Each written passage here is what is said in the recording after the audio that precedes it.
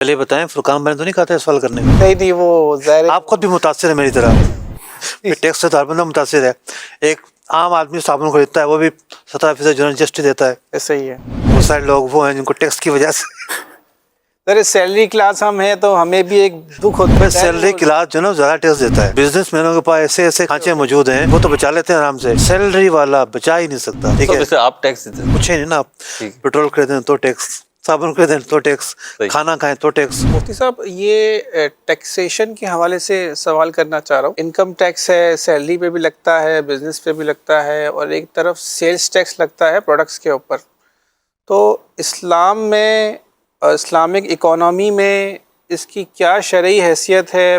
پہلے کے دور میں جب اسلامک سسٹم تھا تو یہ اپلیکیبل تھا تو کس موڈ میں تھا؟ سیکنڈلی جب کہ دیکھیں تو یہ آپ ایکسپینس پہ لگتا ہے، یعنی آپ کچھ خریدنے جاتے ہیں تو آپ کو سیلز ٹیکس دینا پڑتا ہے، آپ کی انکم ہوتی ہے تو اس پہ بھی انکم ٹیکس لگتا ہے، جبکہ زکوٰۃ جو ہے آپ کے ایسیٹس پہ لگتا ہے جو کہ آپ کی سیونگز ہوتی ہے۔ تو اس کو آپ کیسے دیکھتے ہیں اسلامک پوائنٹ آف ویو سے؟ پہلے بتائیں فرقان بھائی نے تو نہیں کہا تھا سوال کرنے کا؟ نہیں وہ ظاہر آپ خود بھی متاثر ہے میری طرح، ٹیکس سے ہر بندہ متاثر ہے۔ ایک عام آدمی صابن خریدتا ہے، وہ بھی 17% جو جی ایس ٹی دیتا ہے۔ ایسا ہی ہے۔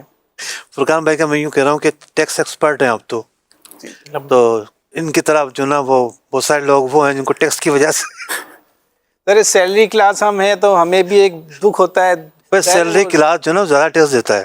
ایسا ہی بزنس مینوں کے پاس ایسے ایسے کھانچے موجود ہیں ایسے ہی کہ وہ تو بچا لیتے ہیں آرام سے، سیلری والا بچا ہی نہیں سکتا۔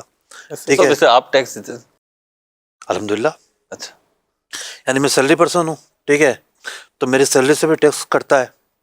ٹھیک ہے، اور اس کے علاوہ سیلری کے علاوہ جو ٹیکس ہے وہ تو اس کی تو پوچھے نہیں نا آپ، پیٹرول خریدیں تو ٹیکس، صابن خریدیں تو ٹیکس، کھانا کھائیں تو ٹیکس۔ کہنے کا مقصد یہ ہے کہ ہم سبھی متاثر ہیں۔ جی ٹھیک ہے، تو ضروری نہیں کہ فرقان بھائی نے دیا ہو آپ کو۔ تو دیکھیے ریاست جو ہے وہ کس طرح چلتی ہے، بیسیکلی تو سوال یہ ہے جو آپ نے پوچھا نا، کب سے تھا، کیسے تھا، کیوں کر تھا۔ خلفائے راشدین کے زمانے میں تو ٹیکس نام کی کوئی چیز نہیں تھی، اور اس زمانے میں جو ریاست کے خرچے ہیں وہ بھی کم تھے۔ مطلب کوئی ایسا نہیں تھا کہ جو لوگ اللہ کی راہ میں جا رہے ہیں ان کی کوئی سیلری ہو۔ ٹھیک ہے، ہاں فقراء کو، غرباء کو مطلب کہ ریاست سپورٹ کرتی تھی، کھانا پینا ان کو دیتی تھی۔ ایک حدیث پاک میں حضرت علی رضی اللہ تعالیٰ عنہ پریشان کھڑے ہوئے ہیں اور عرض کر رہے ہیں بارگاہ رسالت میں کہ بیت المال میں کچھ بھی نہیں ہے، کچھ لوگ نئے نئے مسلمان ہوئے ہیں، اور یہ نہ ہو کہ وہ لوگ کفر کی طرف لوٹ جائیں۔ مطلب جن کے پاس کچھ نہیں ہوتا تھا ریاست ان کی کفالت کرتی تھی، ٹھیک ہے، کھانا پینا، ضروریات زندگی۔ بیت المال قائم تھا، بیت المال کی آمدنی کے ذرائع تھے، یعنی جو یہ دور ہے اس میں زکوٰۃ جو ہے وہ ریاست لیا کرتی تھی، ریاست مدینہ زکوٰۃ لیتی تھی۔ قرآن پاک نے عاملین کا تذکرہ کیا ہے، یہ عاملین جا کے وصول کیا کرتے تھے، لا کے جمع کراتے تھے اور وہ خرچ ہوتی تھی۔ اس کے بعد پھر بادشاہت کا دور آ گیا، یعنی خلافت جاتی رہی اور شخصی بادشاہت کا دور آ گیا، بنو امیہ کا دور رہا، بنو عباس کا دور رہا، ریاست بھی پھیل گئی۔ اور پھر بادشاہت میں تو پھر بیت المال تو مان پڑ جاتا ہے نا، ایسا نہیں ہے کہ بیت المال نہیں ہوگا، اس دور میں بھی، بادشاہت کے دور میں بھی بیت المال تو لا محالہ ہوگا، لیکن پھر ذاتی جو چیزیں وہ زیادہ تھیں۔ یہ دوسرا دور تھا، مطلب پہلا دور تھا خلافت، دوسرا دور ہے بادشاہت، بنو امیہ، بنو عباس۔ اس کے بعد ایک تیسرا دور آتا ہے، وہ ہے ملوکیت۔ یعنی پہلے یہ تھا کہ جناب مصر سے لے کر اور بغداد تک ایک ہی ریاست ہے، ٹھیک ہے، پھر ملوکیت آ گئی کہ جناب جو رشین کنٹریز ہیں وہاں ایک الگ مسلمانوں کی حکومت ہے، ترکوں میں ایک الگ مسلمانوں کی حکومت ہے، ہندوستان میں ایک الگ مسلمانوں کی حکومت ہے، الگ الگ ریاستیں قائم ہو گئی، یہ ملوکیت کہلاتی ہے۔ تو ٹیکس کا تذکرہ کتابوں میں ملتا ہے صدیوں پرانی، میں نے جو مجھے یاد ہے کہ 700-800 سال پرانی جو کتابیں ہیں ان میں نے ٹیکس کا تذکرہ پڑھا ہے، اور فقہ نے لکھا ہے کہ ریاست اگر ٹیکس لیتی ہے تو اس کا دینا جائز ہے، کیونکہ بڑے بڑے ہیوی پروجیکٹس ریاست کو لگانے ہوتے تھے۔ اب دیکھیں وہ جو نہر زبیدہ ہے، جی، بغداد سے نہر کھینچ کر لائی گئی ہے مکہ مکرمہ تک، وہ ذاتی خرچ پہ لائی گئی تھی. ٹھیک. تو ان کے پاس اتنا خزانہ تھا کہ وہ ذاتی خرچ پہ انہوں نے وہ قائم کی. لیکن جو نہریں ہیں، جیسے میرے والد صاحب روہتک کے تھے، ٹھیک ہے، انڈیا میں وہیں پیدا ہوئے تھے، وہیں سے ہجرت کر کے یہاں آئے. میں روہتک کی تاریخ پڑھ رہا تھا تو میں نے پڑھا کہ وہاں نہر جو نا ایک مغلیہ بادشاہ تھے اس دور میں کھینچ کے لائی گئی. اس سے پہلے وہاں نہر تھی ہی نہیں. ٹھیک. یہ نظام بنایا. دریا تھے، دریا مطلب سمندر میں گڑ جاتے ہیں جا کے، تو دریا سے آپ نہر نکال کے ملک کے کونے کونے تک پانی پہنچا رہے ہیں تو ایک فلاحی کام ہے نا. اس کی وجہ سے بنجر زمینیں آباد ہوں گی، نہ جانے کیا کیا کیا فوائد حاصل ہوں گے. ٹھیک ہے.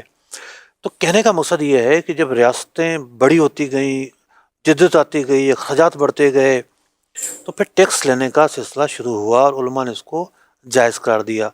بنیادی طور پر تو اس کا تعلق نظم و نسق کے ساتھ ہے. مطلب ریاست جو ہے نا اس کا ایک نظم ہے، اس کا ایک سسٹم ہے، اور وہ سسٹم جب وہ اپلائی کرتی ہے لوگوں پر ایز اے قانون کے، تو ہم سب کو اس کو فالو کرنا ہوتا ہے. ریاست کی بھی کچھ ذمہ داریاں ہوتی ہیں. مثال کے طور پر اگر آپ مجھ سے پوچھیں تو میں یہ کہوں گا کہ بھائی دنیا میں آج تک وہ کام نہیں ہوا جو آپ کر رہے ہیں. ریاست علماء کو دیتی ہے، علماء سے لیتی ہے. دیتی ہے. تاریخ کی کتابوں میں تو یہی ملتا ہے. خیر میرا کوئی زیادہ ٹیکس نہیں کرتا، 5-7 ہزار روپے کٹ جاتا ہے. ٹھیک ہے.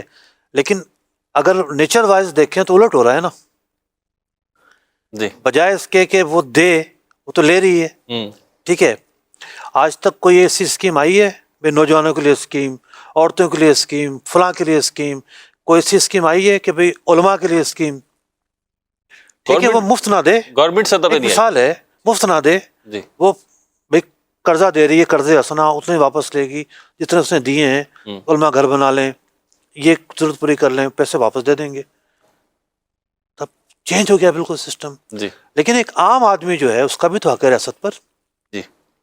اور ایسا نہیں ہے کہ عام آدمی کو ریاست فیسیلیٹیٹ نہیں کر رہی.